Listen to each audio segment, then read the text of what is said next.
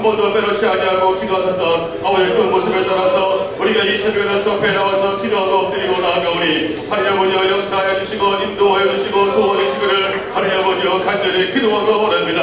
아버지 기도 외에 다른 것으로 이런 일과 나갈 수 없는 줄로 믿습니다. 아버지 하나님의 기도 외에 다른 것으로 하나님의 능력과 기적이 나가지 못하는 것을 믿습니다.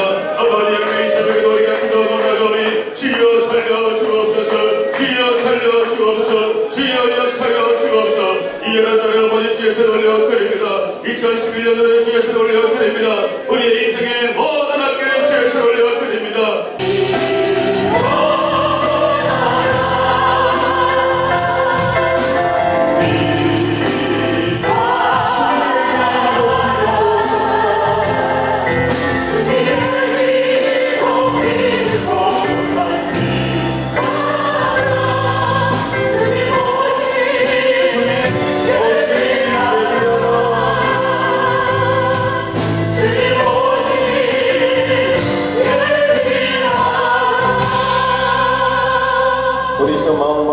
기도하길 소원합니다.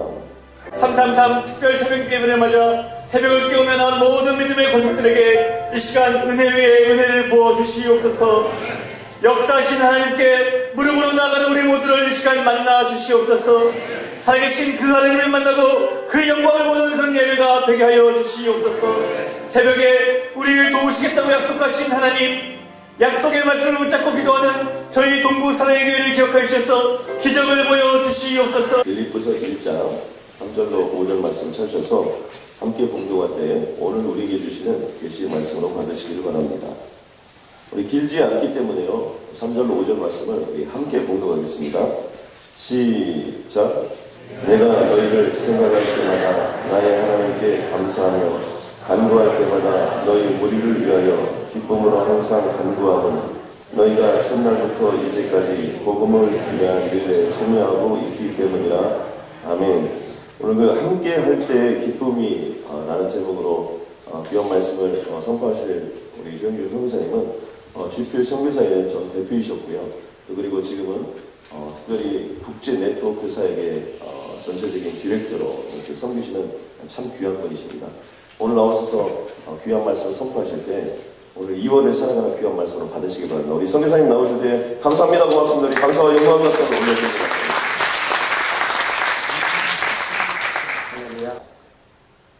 그래서 바울은 바로 이 동역의 관계를 얘기하면서 복음 안에서 함께함이 뭐냐 하면 내가 여러분을 위해서 기도할 수 있는 관계가 되라 그 말이에요. 내가 여러분을 위해서 생각만 해도 감사할 수 있는 그런 관계가 되라.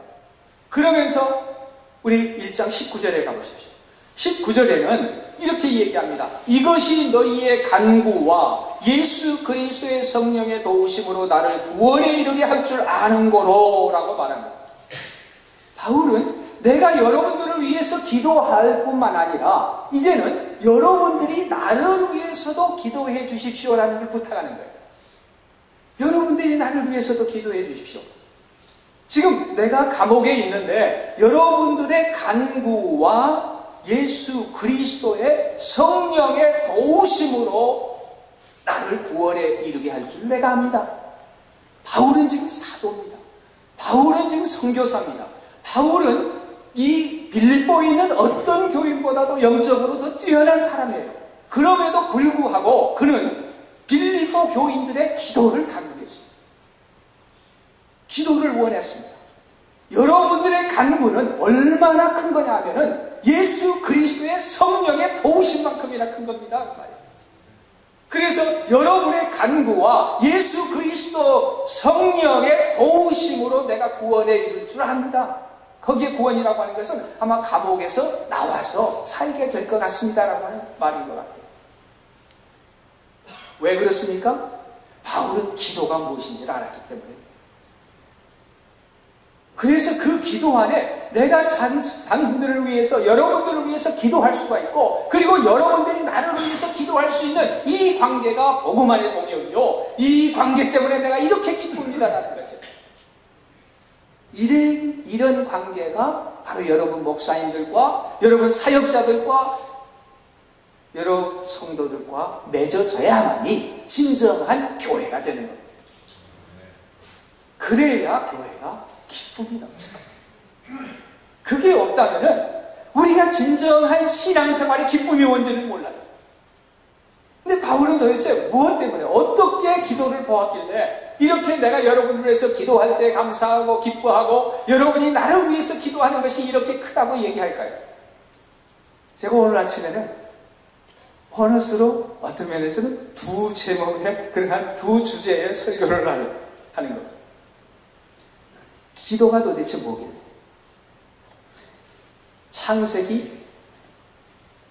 창세기는 우리에게 뭐든지 시작을 알려주는 그러한 책입니다. 그래서 성경에 여러 가지가 처음 나오는 것이 창세기에 나오는데 기도라고 하는 단어가 여러분 어디에 나올까요? 맨 처음에 성경 어디에 기도라고 하는 단어가 나올까요? 제가 퀴즈 하나 낼까요? 자, 성경 어디에 기도라는 단어가 나오겠습니까? 성경 어느 책에? 아침이라 다 그냥 뭐 이래. 자, 성경 어느 책에 기도가 맨 처음 나올까요? 창세기에 나오겠죠.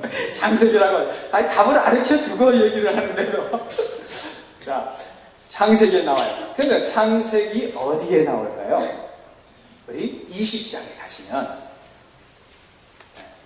이미 뭐 스마트폰을 갖고 있는 분은 얼른 스마트폰에서 지금 바이블을 찾아가지고 어디 기도가 어디 나오나 찾아볼 수 있을 거예요. 찾았을지도 몰라요. 근데 아무도 안 하는 거 보니까 역시 여러분은 경건하신 분들. 자, 창세기 20장 7절에 보니까 기도라고 하는 단어가 성경에 처음 나와요. 근데 이 20장 7절은 도대체 환경이 우리에게 그렇게 적절한 환경이 아니에요.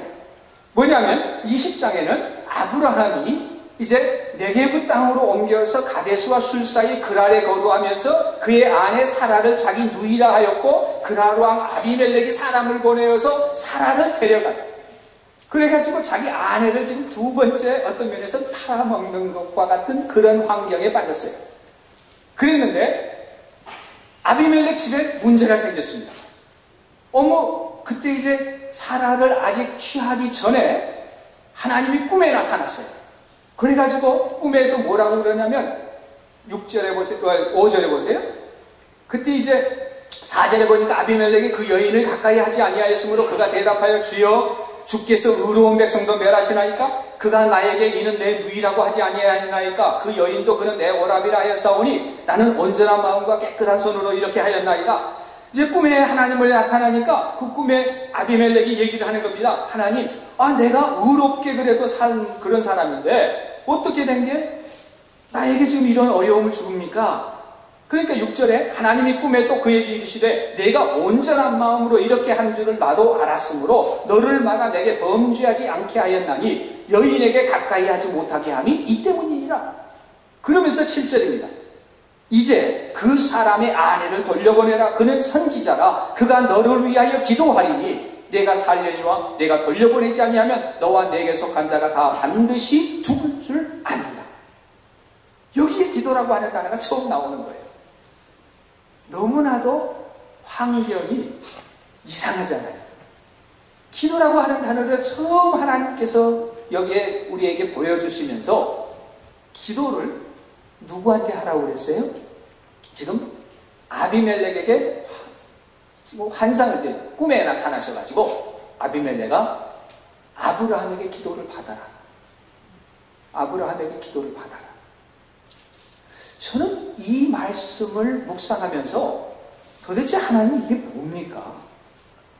왜 아비멜렉은 하나님께서도 심지어는 그래 네가 의롭게 살려고 하는 짓까지 안다. 네가 그래서 죄를 크게 짓지 않도록 내가 미리 막는 거다. 이렇게 얘기할 정도로 깨끗한 사람이었어요. 그럼 왜 하나님은 아비멜렉에게 그냥 기도할 필요가 없이 아니면 아비멜렉에게 기도하라고 하든지 아니면 아비멜렉의 문제를 일으키지 않아야겠는데 왜 하나님은 아브라함에게 기도를 받으라고 했습니까? 성경은 그가 선지자다 그랬어요. 선지자란 뭐입니까? 선지자는 하나님을 아는 사람입니다. 하나님을 아는 사람. 그러니까 하나님과 이 여기 아비멜렉과 아브라함과의 다른 점 하나는 뭐냐면, 아브라함은 하나님과 언약의 관계가 맺어진 사람이고 아비멜렉은 그 관계가 아직 맺어지지 않은 사람이었어요. 그 다름은 다른 게 있는 게 아니에요. 아브라함은 비록 아내를 지금 누이라고 내어놓고 참 부끄러운 삶을 살고 있는 그러한 모습임에도 불구하고 하나님과의 언약의 관계가 맺어졌고, 아비멜렉은 상당히 의롭게 사는 사람이라 할지라도 아직 하나님과의 언약의 관계가 맺어진 사람이 아니었기 때문에 하나님은 아브라함에게 기도할 수 있는 특권을 주셨다는 거예요. 기도가 바로 믿는 자에게 주시는 특권인 줄로 믿습니다. 그렇기 때문에 여러분과 저희가 비록 이 땅 위에서 정말 부끄러울지 모르지만, 어쩌면은 아비멜렉보다 더 부끄러운 아브라함과 같은 그런 신세일지 모르지만, 우리는 하나님 앞에 나와서 기도할 수 있는 것은 내가 온전한 의인이기 때문이 아니라 하나님의 자녀이기 때문입니다. 하나님의 자녀이기 때문에 하나님 앞에 나와서 기도할 수 있는 특권을 가지고 있는 거예요. 기도가 어떤 의무가 아니라 이 새벽에 나와서 하나님 앞에 부르질 수 있는 것은 하나님이 우리에게 주시는 특권이라는 거예요. 아비멜렉은 그런 특권이 없었어요. 그러나 아브라함은 지금 아내를 팔아먹을 것 같은 그런 너무나도 비참한 자리에 있는 그런 사람임에도 불구하고 하나님께서는 그를 특권을 주시고 아브라함에게 기도하라고 그러신 거예요. 기도는 우리에게 주신 하나님의 특권입니다. 이 특권을 마음껏 누려야 해요. 이 특권을 무엇보다도 우리가 알고 이 특권이 나에게 주신 것을 감사할 수 있어요. 바로 여러분은 이렇게 새벽에 나와서 하나님 앞에 나올 때, 하나님, 이 수많은 사람들이 있지만 어쩌면은 아비멜렉과 같이 참 의롭게 사는, 선하게 사는 그런 사람들도 많이 있고 나보다 훨씬 더 나은 사람들이 많이 있음에도 불구하고 하나님, 나에게 이런 기도할 수 있는 특권 주신 것을 감사합니다 하면서 눈물로 주님 앞에 감사하면서 나올 수 있는 이 새벽이 되기를 바랍니다. 그리고 나서 보세요. 그런 아브라함에게 기도하라고 하셨는데 이제 보니까 기도를 누구에게 하라고 그랬습니까?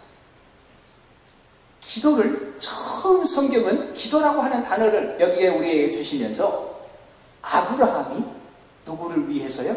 아브라함이 아비멜렉을 위해서 기도하라는 거예요. 기도는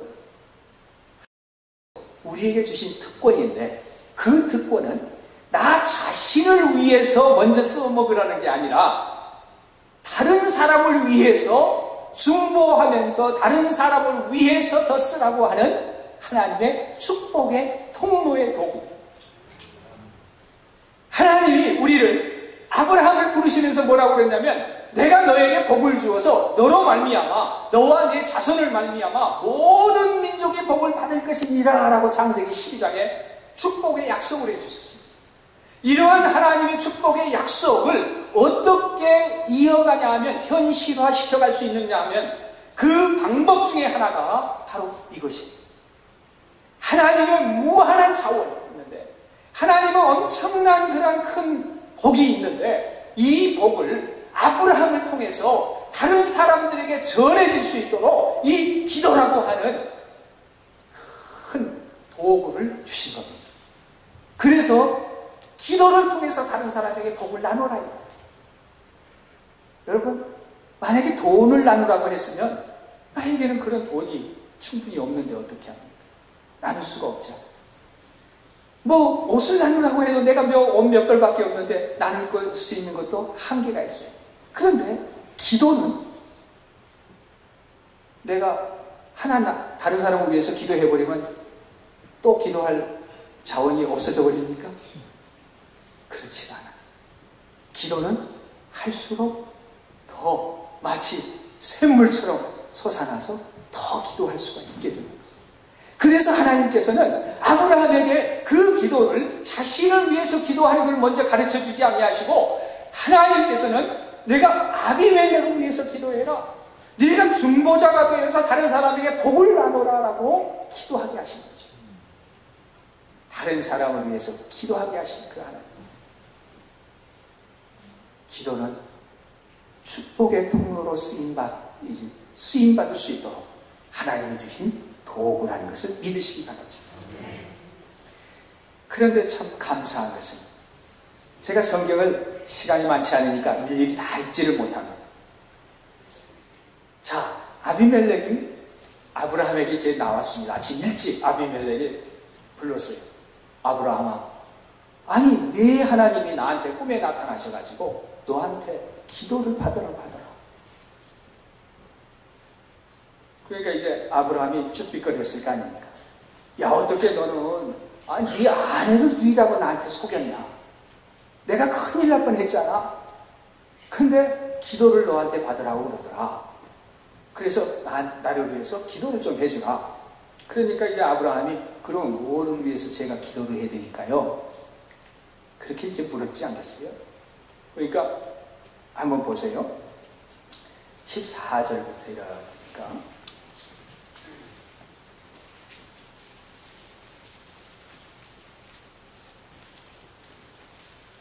아비멜렉이 양과 소와 종을 이끌어 아브라함에게 주고 그의 아내 사라도 그에게 돌려보내고 아브라함에게 이르니 내 땅이 내 앞에 있으니 네가 보기에 좋은 데로 거주하라 하고 사라에게 이르되 내가 은총계를 내 오라비에게 주어서 그것으로 너와 함께 한 여러 사람 앞에서 내 수치를 가리게 하였노니 내 일이 다 해결되었느니라. 17절에 거기에 딱 나오는데 아브라함이 하나님께 기도하며 하나님이 아비멜렉과 그의 아내와 여종을 치료하사 출산하게 하셨으니 여호와께서 이왕에 아브라함의 아내 사라의 일로 아비멜렉의 집에 모든 태를 가두셨습니다.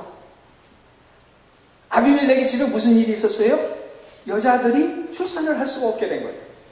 무슨 일이 있었는지는 저희들은 정확히 몰라요. 아마 다 유산이 돼버렸든지 그 다음부터는 이제 임신을 할 수가 없게 된 거예요. 그 시간 어느 정도의 시간이 있었던 것 같아요.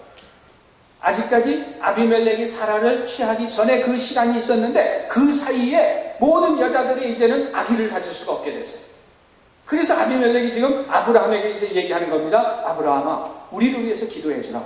무슨 기도요? 우리들이 다 여자들이 아기를 낳을 수 있도록 기도해 주라고요. 그 얘기를 들은 아브라함은 마음속으로 어땠을까요?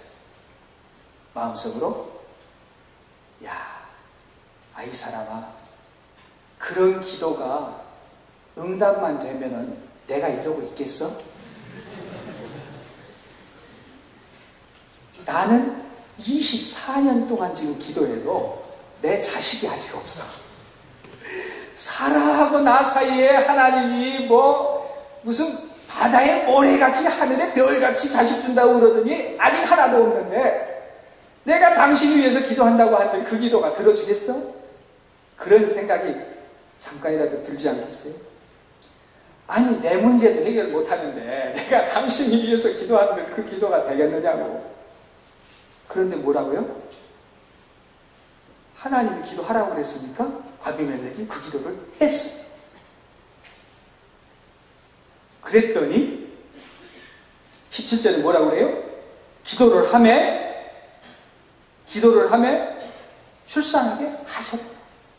기도를 하며 자기 문제도 해결하지 못한 사람이 다른 사람을 위해서 기도했더니 그 문제가 해결이 되어버려요.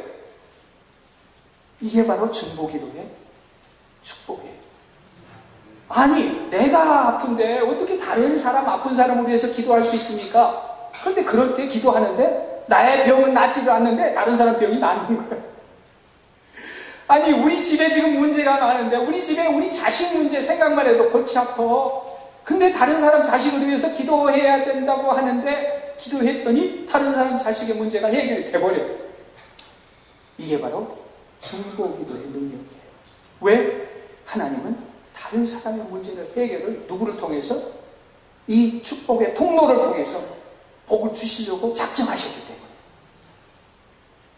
그러니까 여러분들이 기도를 부탁받으면 뭐예요? 다른 사람을 위해서 기도를 하게 되면은 해결이 되는 거예요. 그랬더니 21장에 가서 보죠. 21장 1절을 봅니다. 여호와께서 말씀하신 대로 사라를 돌보셨고 여호와께서 말씀하신 대로 사라에게 행하셨으므로 사라가 2절 같이 한번 읽을까요? 사라가 임신하고 하나님이 말씀하신 시기가 되어 노년에 아브라함에게 아들을 낳으니 어떤 일이 일어났어요? 다른 사람의 문제를 놓고 기도를 했더니 다른 사람 문제가 해결되고 나서 보니까 내 문제가 해결이 되고 그랬어. 24년 동안 자기는 자식을 갖지 못한다고 도대체 이게 어떻게 된 일이지라고 고민했던 그 아브라함이 하나님이 기도하라고 해서 다른 사람을 위해서 기도하고 축복의 통로가 되었더니 어느 사이인가 하나님이 자기 문제를 해결해 주시도록 다 때가 되었더라는 거예요. 이게 바로 기도의 묘미예요. 그렇기 때문에 이런 기도의 특권을 받은 우리들이 다른 사람의 다른 모든 문제에 세계의 모든 문제를 놓고 기도를 하는데 내 문제는 가득 있음에도 불구하고 내 문제가 산적해 있음에도 불구하고 하나님이 나에게 기도를 맡기신 그 기도의 제목을 놓고 기도를 했더니 내 문제가 다 해결되는 그날을 보게 됐더라는 거예요. 바울은 이것을 아니까 바울은 이 기도가 무엇인지를 알기 때문에 바울은 빌립보 교회를 위해서 감옥에서 기도하면서 내가 여러분들을 생각만 하면 감사하고 내가 여러분들을 생각만 하면 기쁘고 내가 여러분들을 위해서 이렇게 기도하는데 이제는 여러분들도 나를 위해서 간구하십시오. 나를 위해서 간구하는 그때에 하나님이 주실 그 동역의 기쁨이 넘칠 것이고 하나님이 주실 축복이 여러분들에게 마음껏 전해질 수 있기 때문에 그것을 기억하고 복음 안에 진정한 나눔, 진정한 협력, 진정한 동역이 있기를 바랍니다 라고 말합니다. 사랑하는 우리 동부 사랑의 교회 새벽 기도에 나오신 이렇게 특세에 나오신 사랑하는 동지들 믿음의 동역자들 여러분, 오늘 바울이 빌립보 교인들을 생각하면서 우리가 복음 안에 참여하기 때문에 이렇게 큰 기쁨이 있다라고 말할 수 있는 것처럼 여러분은 기도가 무엇인지를 알아서 하나님이 주시는 나에게 주시는 축복의 통로가 되라고 하신 큰 도구, 나에게 주시는 이 아름다운 특권, 이 감격적인 이 특권을 마음껏 누리시고 하나님이 기도하라고 기도의 제목을 주시는 그 기도의 제목을 놓고 기도할 때 놀라운 축복을 다시 한번 맛보시는 여러분 되시기를 주의 이름으로 축원드립니다. 우리 같이 기도하십시다.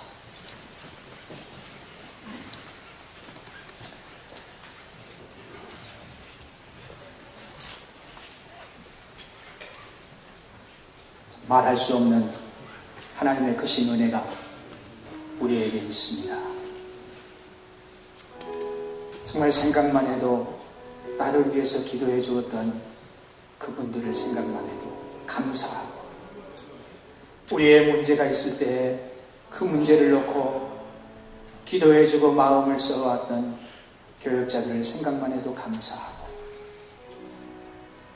또한 이 새벽에 나와서 교회를 위해서 하나님의 나라를 위해서 기도하는 성도를 생각하면 감사하고 가정의 문제가 비즈니스의 어려움과 모든 상황들이 좋지 않아도 다른 사람의 기도의 제목을 듣고 중보를 아끼지 않는 그러한 성도를 보면 감사하는 참으로 우리가 복음 안에서의 참여하는 기쁨이 있는 우리의 교회, 우리의 믿음의 공동체가 되기를 바랍니다. 오늘 이 시간 마음에 특별히 하나님께서 그 마음에 내가 누구를 위해서 기도하라고 하시는 그런 하나님의 음성이 들리지 않습니까? 특별히 여러분 바로 옆에 있는 내가 정말 옆에 있는 분을 위해서 이 시간에 기도해 주고 싶다. 하나님의 나라는 기도하는 자들을 통해 이루어지게 되어 있는 줄로 믿습니다. 하나님, 우리가 복음의 진력을 다하고 기도의 진력을 다하여서 5천 가정이 먹고도 12광주가 남는 기적을 반드시 보게 하여 주시옵소서.